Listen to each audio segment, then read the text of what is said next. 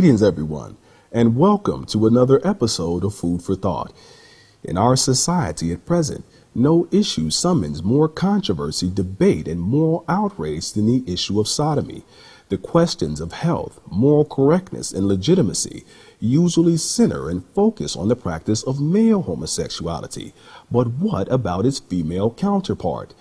The issue of lesbianism or female homosexuality is often taken lightly even amongst those who acknowledge and believe male homosexuality to be immoral. The facts concerning it are underreported. Its history is seldom revealed. And today we will get to the heart of it. The title of today's show is Sodomy, the Complete Picture.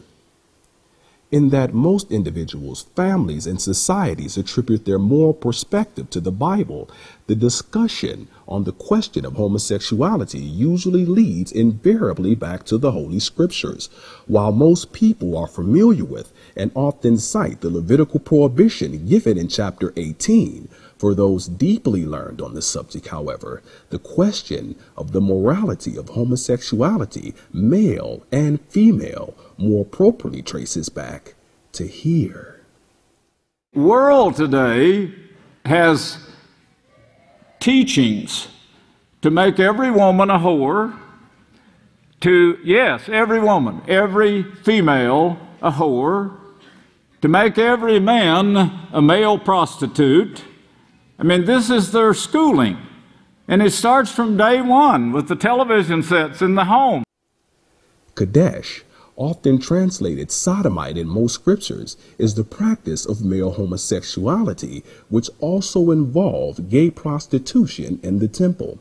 For many, the notion of homosexuals freely peddling perverse services to and from a place of such spiritual significance is so repulsive as to be unbelievable. But yet, with a few very critical historic details, an appalling yet undeniable picture slowly begins to come into view. Sodomites, they're pushing sodomy, to do away with the woman, to do away with childbirth, to do away with the family life that Yahweh created. Everything about these religions is to destroy mankind. The forefathers who rebelled against Samuel, who were called elders, called prophets by Jeremiah, as over the temple, ruthless, violent men who finally decided to destroy the temple after they'd got their armies, their roaming army, which became the Holy Roman Empire, led by the Catholic Church. When they got it established in Rome and in Babylon, of course, they decided to destroy the temple completely, wanted to destroy all the works of the prophets, the foundation of the prophets and the foundation of the apostles. They wanted to destroy that. And reports are now revealing that along with the leaders of that temple also went the Kadesh, the practice of sodomy and male homosexual prostitution that defiled the temple in Jerusalem.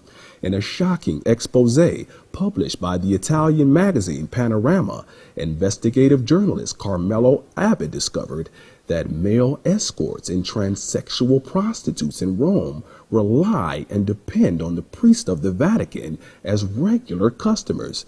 Further reports indicate that as opposed to being disconnected from the Vatican, the Kadesh in Rome, according to a police document prepared for magistrates and published in part by La Repubblica, is an organized network of male prostitution, which Pope Benedict, the Pope behind the scenes, has sought publicly to regulate himself. The profaneness of the male sodomites and homosexual prostitutes, or the Kadesh, now active in the Vatican, has spread throughout the world. But authors such as the late historian Malachi Martin indicate that it is not just the Kadesh there, but also the Kadeshah. The authoritative works of James Strong reveals that the word translated whore in most King James versions of the Bible is actually the word Kadeshah, which it further reveals is nothing more than a feminine form of Kadesh. The translator's note of the King James Bible indicates that this word literally means Sodomites. And Father Malachi Martin, in his novel A Windswept House, reveals that the Kadesh, or female sodomites, are just as active in the Vatican as their male counterparts. The sodomy is getting to where it's open now. I don't know if you've watched the news and see what's taking place. The Pope had an audience this week. I was called about it. The person said I wanted to vomit when I saw it, but the young men came in before the Pope. They stripped down to the waist, stripped naked down to the waist. They did an acrobatic show in front of him, and the nuns were cheering them on. While secrecy and the deceptiveness of historians' pens have cast a saintly glow on the nunnery of the Vatican, more courageous historians such as Ivo of Chartres wrote that in his time the nuns were really prostitutes, and reports indicate that the Kadesh, the homosexual sisters of Sodomy, have quietly played their part in serving to spread the profaneness of sodomy throughout the world, in a manner every bit as perverse and criminal as their male counterparts. Possibly emboldened by the openness of American democracy, the Sodomitises of the U.S. have taken a visible role in promoting Kadesh, prompting the newly elected pontiff, enforcer, and papal sidekick Francis III to crack down on and discipline their sister Sodomites for departing from company policy and breaking their vow of silence.